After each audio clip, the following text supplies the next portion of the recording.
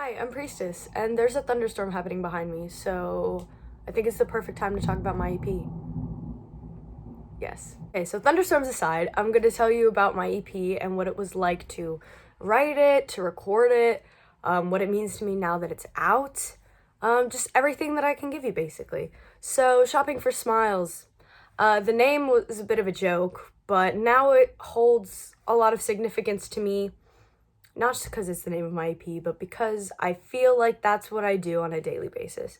Shopping for smiles to me means looking for happiness in your everyday life, shopping for smiles. And sometimes smiles are out of stock. But that's part of life, and that's what I'm coming to realize. I'm still very young. I'm 23.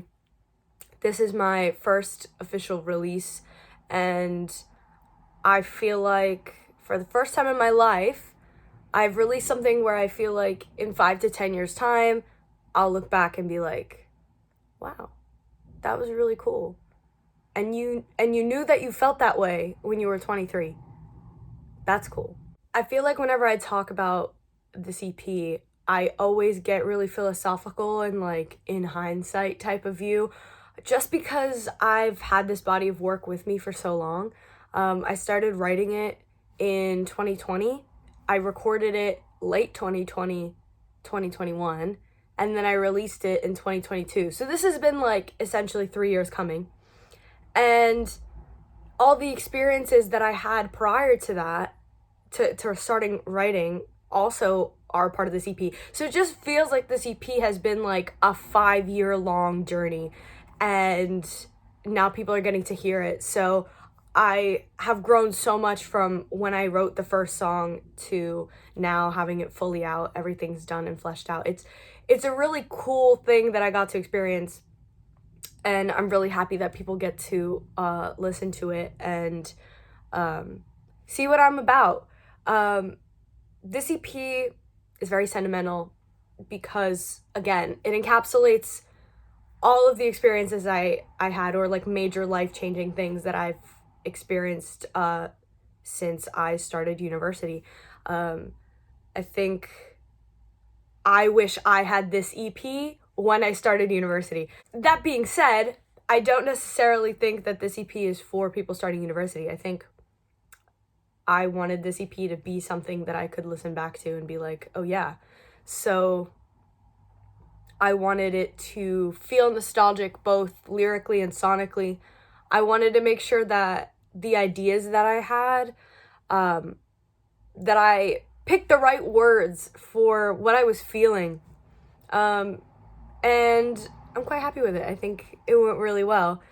The writing process was actually very fun because it was so therapeutic, and I didn't intend on releasing any of these songs in the near future at the time. I was sort of just writing to write, mostly because I had a university deadline, but also because I was feeling a lot. It was definitely a really emotional process. Lots of tears were involved, lots of heartbreak, lots of working through trauma. That is a theme in my writing. I am always working through my trauma. And I hope that anyone listening to it can feel a little bit less alone if they relate. Because I don't think that anything I write about is necessarily original in the sense of, oh, I'm the only one who's ever felt this way.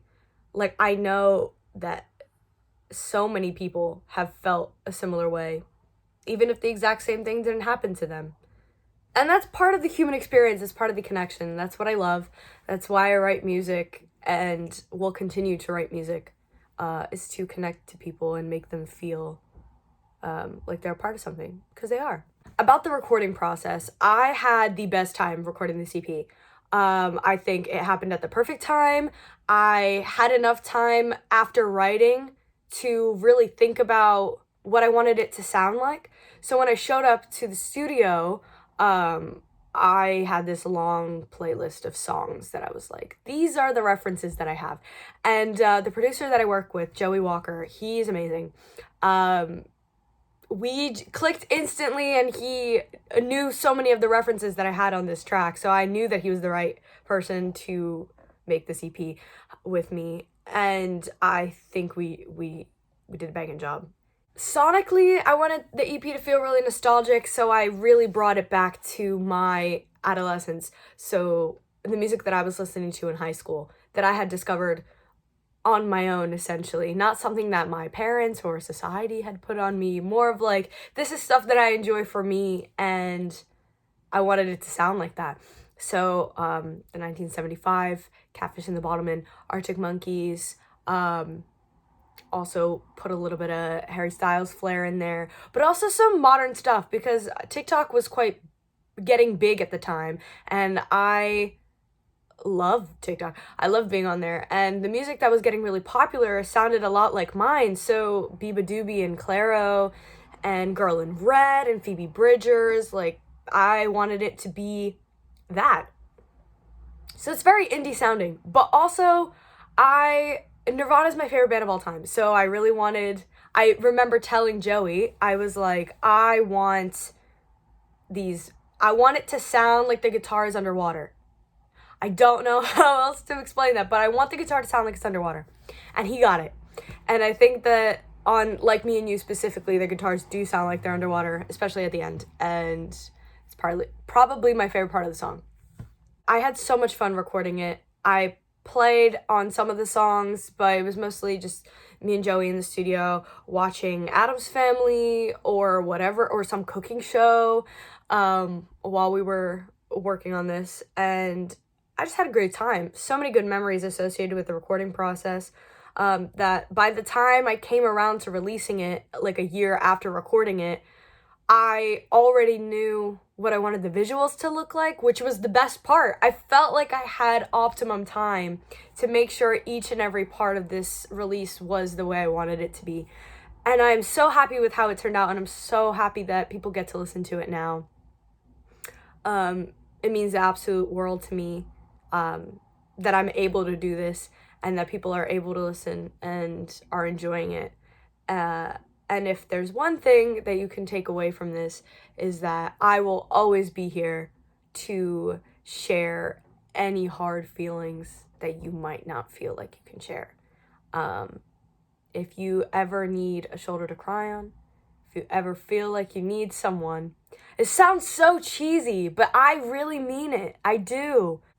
I have so many artists that I look up to that make me feel safe in their presence, and their music makes me feel seen and heard, and I want to be one of those artists to others. So please feel free to use me and my art as a way to help yourself, because that is why I do what I do. So I hope you enjoy listening to the EP. I'm really excited for what's to come next. It's gonna be good. Thank you for watching, and I'll see you soon. Bye.